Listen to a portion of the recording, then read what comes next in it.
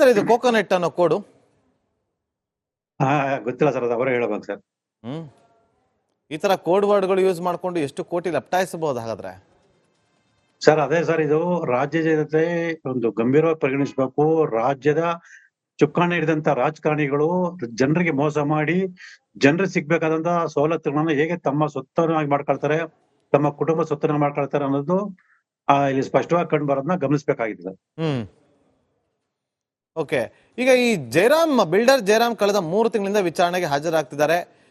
ಪ್ರಶ್ನೆ ಮೇಲೆ ಪ್ರಶ್ನೆ ಮಾಡಿದಾಗ 2ನೇ ಬಾರಿ ವಿಚಾರಣೆಗೆ ಹಾಜರಾದ್ಮೇಲೆ ಕೊಟ್ಟಂತ ಹೇಳಿಕೆ ಕೋಡ್ ವರ್ಡ್ ಕೋಕೋನಟ್. 1 ಕೋಕೋನಟ್ ಅಂದ್ರೆ 1 ಲಕ್ಷ, 100 ಕೋಕೋನಟ್ ಅಂದ್ರೆ 1 ಕೋಟಿ. ಸರ್ ಅದೇ ಸರ್, ಈ ತರ ಸಾಕಷ್ಟು ಕೋಡ್ ವರ್ಡ್ ಇಟ್ಕೊಂಡೆ ಅವರು ಅಕ್ರಮ ವ್ಯವಹಾರ ನಡೆಸುವಂತದ್ದು, ಬೇನಾಮಿ ವ್ಯವಹಾರ ನಡೆಸುವಂತದ್ದು. ಇಷ್ಟು ಅಳತೆ ನಿವೇಶನಕ್ಕೆ ಸಂಬಂಧ ಒಂದು ಕೋಡ್ ವರ್ಡ್, ಇಷ್ಟು ಹಣಕ್ಕೆ ಸಂಬಂಧಪಟ್ಟ ಒಂದು ಕೋಡ್ ವರ್ಡ್, ಈ ತರ ಎಲ್ಲ ಕೋಡ್ ವರ್ಡ್ ಇಟ್ಕೊಂಡೆ ಇವರು ಅಲ್ಲಿ ಬೇನಾಮಿ ಹೆಸರಲ್ಲಿ ಅಕ್ರಮ ವ್ಯವಹಾರ ನಡೀತಾ ಇರೋದು ಕಂಡು. ಜಯರಾಮ್ ಕೆಲಸ ಏನಿತ್ತು ಸರ್? ಅವ್ರು ಇದೇ ಕೆಲಸ ಸರ್, ಬರೀ ಬಿಲ್ಡರ್ ಹೆಸರಲ್ಲಿ ಅಕ್ರಮ ವ್ಯವಹಾರಗಳು ನಡೆಸುವಂತದ್ದು, ಅಕ್ರಮ ನಿವೇಶನ ಪಡೆಯುವಂತದ್ದು, ಅದನ್ನ ಮಾರಾಟ ಮಾಡುವಂತದ್ದು, ಇದೆಲ್ಲ ಇದೇ ಅವ್ರ ಕೆಲಸ ಅಂತೇಳಿ ತಿಳಿದು ಬಂದಿದೆ ಸರ್. ಆಮೇಲೆ ಆ ಬೇನಾಮಿ ಲಿಸ್ಟ್ ಒಂದು ಸಿಕ್ಕಿದೆ ನಮ್ಮ ಸ್ಕ್ರೀನ್ ಮೇಲೆ, ನಾವು ಕೂಡ ಅದನ್ನ ತೋರಿಸ್ತಾ ಇದೀವಿ. ಒಬ್ರೊಬ್ರ ಹೆಸರಲ್ಲಿ 25 ಸೈಟು 40 ಸೈಟು, ಹೇಗೆ ಅದು ಯಾವ ಆಧಾರದಲ್ಲಿ ಕೊಡ್ತಾರೆ? ಅಲ್ಲಿ ಆಧಾರ ಯಾವುದೂ ಇಲ್ಲ ಸರ್. ಅವ್ರು ಎಷ್ಟು ಲಂಚ ಹಣ ಕೊಟ್ಟಿರ್ತಾರೆ ಅಷ್ಟು ನಿವೇಶನಗಳನ್ನ ಕೊಟ್ಟಿರತಕ್ಕದ್ದು, ಮತ್ತೆ ಎಷ್ಟು ಪ್ರಭಾವಗಳನ್ನು ಬೀರಿರ್ತಾರೆ ಅದ್ರ ಮೇಲೆ ಕೊಟ್ಟಿರುವಂತದ್ದು ಅಷ್ಟೇ ಹೊರತು ಇಲ್ಲಿ ಯಾವುದೇ ನಿಯಮದ ಪ್ರಕಾರ ಅಥವಾ ಯಾವುದೇ ಒಂದು ಆಧಾರ ಪ್ರಕಾರ ಇಲ್ಲಿ ಹಂಚಿಕೆ ಮಾಡಲ್ಲ ಸರ್. ಅದಕ್ಕೋಸ್ಕರ ಇದು ನಾನು ಹೋರಾಟ ಮಾಡಿರೋದು. ಕಾನೂನು ಬಾಹಿರವಾಗಿ ಯಾವುದೇ ನೀತಿ ನಿಯಮಗಳನ್ನ ಇಟ್ಕೊಳ್ಳದೆ ಇಲ್ಲಿ ನಿವೇಶನನ್ನ ಅಕ್ರಮವಾಗಿ ಹಂಚಿರೋಂಥದ್ದು. ಈಗ ಆ ಬೇನಾಮಿಗಳಂತ ಇದಾರಲ್ಲ, ಯಾರ್ಯಾರಿದ್ದಾರೆ ಸರ್? ರಾಜಕಾರಣಿಗಳಿದ್ದಾರೆ, ಅಧಿಕಾರಿಗಳು ಶಾಮೀಲಾಗಿದ್ದಾರೆ ಅಂತ ಹೇಳ್ತಿದ್ದಾರೆ. ನೀವಿಷ್ಟೆಲ್ಲ ದಾಖಲೆಗಳನ್ನ ತೆಗ್ದಿದ್ದೀರಿ, ಅದನ್ನ ಸಂಬಂಧಪಟ್ಟಂತವ್ರು ಕೊಟ್ಟಿದ್ದೀರಿ ಕೂಡ. ಹೌದು ಸರ್. ಯಾರ್ಯಾರು ಇರ್ಬೋದು ಸರ್? ಅವ್ರ ಕುಟುಂಬದವರು, ಈಗ ಉದಾಹರಣೆ ಹೇಳ್ಬೇಕಂದ್ರೆ ಡಿ.ಬಿ. ನಟೇಶ್ ಅವರ ಹೆಂಡತಿ ಶ್ರೀಮತಿ ರಶ್ಮಿ ಹೆಸರಲ್ಲಿ ಸಾಕಷ್ಟು ವ್ಯವಹಾರಗಳನ್ನ ನಡೆಸಿರೋದು ಕಂಡು ಬಂದಿದೆ. ಅದಕ್ಕೆ ಪೂರಕ ದಾಖಲಾತಿಗಳು ಲಭ್ಯ ಆಗಿದೆ. ಅದನ್ನ ನಾನು ಲೋಕಾಯುಕ್ತರಿಗೆ ಮತ್ತೆ ಇಡಿಗೆ ಕೂಡ ಕೊಟ್ಟಿದ್ದೀನಿ. ಈ ತರ ಅವರ ಸಂಬಂಧಿಕರ ಹೆಸರಲ್ಲಿ, ಕುಟುಂಬದವರ ಹೆಸರಲ್ಲಿ, ಆಪ್ತರ ಹೆಸರಲ್ಲಿ, ಸ್ನೇಹಿತರ ಹೆಸರಲ್ಲಿ ಈ ತರ ಸಾಕಷ್ಟು ರೀತಿಯಲ್ಲಿ ಅವ್ರಿಗೆ ಅನುಕೂಲ ಆಗೋ ರೀತಿಯಲ್ಲಿ ಸಾಕಷ್ಟು ಬೇನಾಮಿ ವ್ಯವಹಾರ ನಡೆಸಿದ್ದಾರೆ ಸರ್. ಮೇನ್ ಆಗಿ ಯಾರ್ಯಾರ ರಾಜಕಾರಣಿಗಳ ಬುಡಕ್ಕೆ ಬರ್ಬೋದು ಈಗ ಸಿಬಿಐ ಎಂಟ್ರಿ ಆದ್ರೆ? ಸರ್ ಸಾಕಷ್ಟು ಜನ ರಾಜಕಾರಣಿಗಳು ಇದಕ್ಕೆ ತೊಂದರೆ ಆಗುತ್ತೆ ಸರ್. ಮುಖ್ಯವಾಗಿ ಅಲ್ಲಿ ಯಾರು ಸದಸ್ಯರಾಗಿದ್ರು, ಯಾರು ಅಧ್ಯಕ್ಷರಾಗಿದ್ರು, ಯಾರು ಅಕ್ರಮವಾಗಿ ನಿವೇಶನ ಪಡೆದಿದ್ದಾರೆ, ಎಲ್ಲಾರು ಬರ್ತಾರೆ ಸರ್. ಮೈಸೂರು ಭಾಗದ ಹಲವಾರು ರಾಜಕಾರಣಿಗಳು ಇದ್ರಲ್ಲಿ ಭಾಗಿಯಾಗಿರೋದು ಮೇಲ್ನೋಟಕ್ಕೆ ಕಂಡು ಬಂದಿದೆ ಸರ್. ಉದಾಹರಣೆ ಹೇಳ್ಬೇಕಾದ್ರೆ ಈಗ ಆಗ್ಲೇ ಸಿದ್ದರಾಮಯ್ಯ ಅವರು, ಜಿ.ಟಿ. ದೇವೇಗೌಡ, ಮತ್ತೆ ಈಗ ಬೆಳವಾಡಿ ಶಿವಮೂರ್ತಿ ಅಂತ ಬರ್ತಾರೆ. ಇದ್ರ ಸಾಕಷ್ಟು ರಾಜಕಾರಣಿಗಳಿದ್ದಾರೆ ಸರ್. ಇವತ್ತು ಬಿಜೆಪಿ ನಾಯಕರು ಮಾತಾಡ್ಬೇಕಾದ್ರೆ ರಾಜೀನಾಮೆ ಕೊಡ್ಲೇಬೇಕು ಸಿದ್ದರಾಮಯ್ಯ ಅವರು ಅಂತೇಳಿ ಆಗ್ರಹಿಸ್ತಿದ್ದಾರೆ. ಹೌದು ಸರ್. ನಿಮ್ಮ ಬಗ್ಗೆ ಕೊಡ್ಲೇಬೇಕು ಸರ್. ಈಗ ಸಿದ್ದರಾಮಯ್ಯ ಅವರು ದ್ವಿಮುಖ ನೀತಿಯನ್ನ ಅನುಸರಿಸ್ತಾ ಇದ್ದಾರೆ.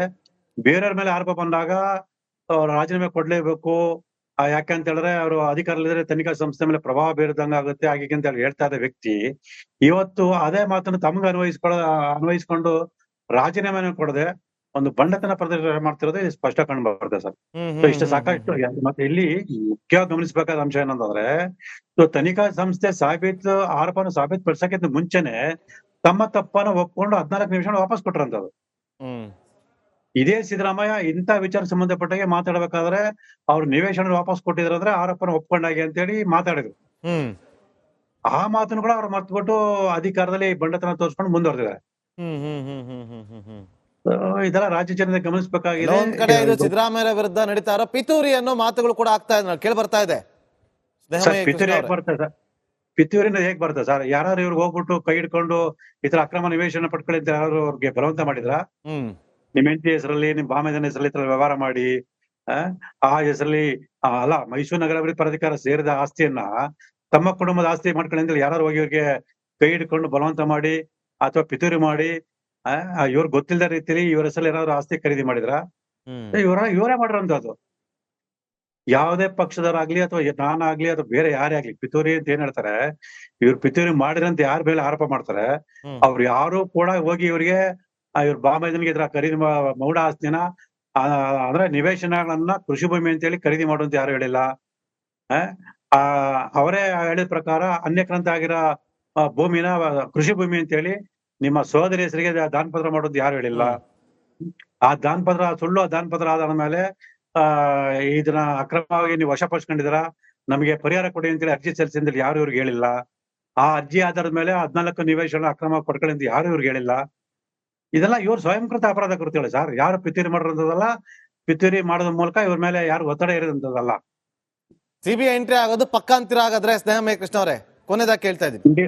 ಖಂಡಿತವಲ್ಲ ಸರ್. ಸಿಬಿಐ ಎಂಟ್ರಿ ಆಗುತ್ತೆ, ಒಂದು ಗಂಭೀರವಾದ ರೀತಿಯಲ್ಲಿ ತನಿಖೆ ನಡೆಸುತ್ತೆ. ಯಾರು ತಪ್ಪಿತಸ್ಥರು ಅವ್ರೆಲ್ಲರಿಗೂ ಕೂಡ ಶಿಕ್ಷೆ ಆಗುತ್ತೆ. ಮತ್ತೆ ಯಾರು ಅಕ್ರಮ ನಿವೇಶನ ಪಡೆದ್ರೆ ಎಲ್ಲಾ ನಿವೇಶನ ಕೂಡ ಮೈಸೂರು ನಗರ ಪ್ರಾಧಿಕಾರ ವಾಪಸ್ ಬರುತ್ತೆ. Okay, thank you Snehamaya Krishna ಅವರೇ, ಇಷ್ಟೊತ್ತರೆಗೂ ನಮ್ಮೊಂದಿಗೆ ಮಾತಾಡಿದ್ದಕ್ಕಾಗಿ. ಮೂಡ ಹಗರಣ ತನಿಖೆಗೆ ಇಳಿದಿರುವಂಥ ಇಡಿ ಅಧಿಕಾರಿಗಳಿಗೆ ಬಗದಷ್ಟು ಕೂಡ ಬಯಲಾಗ್ತಾ ಇದೆ ಅಲ್ಲಿನ ಅಕ್ರಮಗಳು, ಹಗರಣಗಳು. ಒಂದಲ್ಲ ಎರಡಲ್ಲ, 631 ಸೈಟ್. ಇದು ಸೆಕೆಂಡ್ ಹಂತದಲ್ಲಿ ನಡೀತಾ ಇರುವಂಥ ತನಿಖೆಯ ಸಂದರ್ಭದಲ್ಲಿ ಗೊತ್ತಾಗಿರೋದು. ಅಷ್ಟು ಸೈಟ್ಗಳ ದಾಖಲೆ ಕೊಡಬೇಕು, ವಿವರ ಕೊಡಬೇಕು, ಮಾಹಿತಿ ಕೊಡಬೇಕು. ಮಾಹಿತಿ ಕೊಟ್ಟ ಬಳಿಕ ಗೊತ್ತಾಗುತ್ತೆ ಇಲ್ಲಿ ಏನೆಲ್ಲ ಆಗಿದೆ, ಅದು ಹೇಗೆ ಅವರ ಹೆಸರಲ್ಲಿ ಕೂತಿದೆ. 631 ಸೈಟ್ಗಳಿಗೆ ಯಾವ ಆಧಾರದಲ್ಲಿ ಕೊಟ್ಟರು ಅಂತೇಳಿ, ಹರಾಜು ಪ್ರಕ್ರಿಯೆಯಲ್ಲಿ ಯಾರೆಲ್ಲ ಪಾಲ್ಗೊಂಡಿದ್ರು ಅದು ಬೇಕಾಗುತ್ತೆ. ಈಗ ಅಲ್ಲಿ ಗೊತ್ತಾಗುತ್ತೆ, ಈಗ ಎಲ್ಲವೂ ಕೂಡ ಬಹಿರಂಗ ಆಗುತ್ತೆ.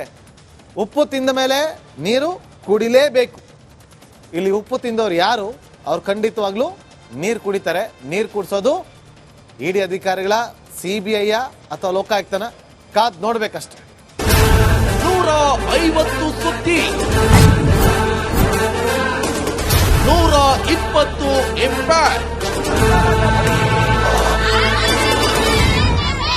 ಸೂಪರ್ 3 ಇಲ್ಲೇ ಡ್ರಾ, ಇಲ್ಲೇ ಬಹುಮಾನ. ಮಾಧ್ಯಮ ಇತಿಹಾಸದಲ್ಲೇ ಮೊದಲು ಪರಿಹಾರ ಪತ್ರಿಕೋದ್ಯಮ. ನಡೀತಾ ಇಲ್ಲ ಸರ್. ಗೃಹಲಕ್ಷ್ಮಿನಿಲ್ಲ, ಪಿಂಚಣಿನಿಲ್ಲ, ಇದನ್ನೇ ಮಾಡಕ್ಕಾಗಿಲ್ಲ ಅಂತಂದ್ರೆ ಇನ್ನೇನ್ ಮಾಡ್ತೀರಿ ಬೇರೆ? ಏನ್ ಕಳಿಸಿ ಆ ಸಮಸ್ಯೆಯನ್ನು ಪರಿಹರಿಸಿಕೊಡ್ಲಾಗ್ಬೋದು. ಒಬ್ಬ ಅಜ್ಜಿ, ಅವರು ವಿಕಲಚೇತನರು, ಯಾರ ಹತ್ರ ಹೇಳೋದು? ನಿಮ್ ಪ್ರಾಬ್ಲಮ್ ಏನಪ್ಪಾ ಅಂತ ಕೇಳೋದಕ್ಕೆ ಯಾರು ಇಲ್ವಲ್ಲ. ಆಗ ನಾವಿರ್ತೀವಿ. ನಾವಿರೋದೇ ನಿಮ್ಗಾಗಿ. ನಾನು ಇರುವವರೆಗೆ, ಅವ್ರು ಇರುವವರೆಗೆ 1000 ರೂಪಾಯಿ ತಿಂಗಳು ಆಗ್ತೀನಿ.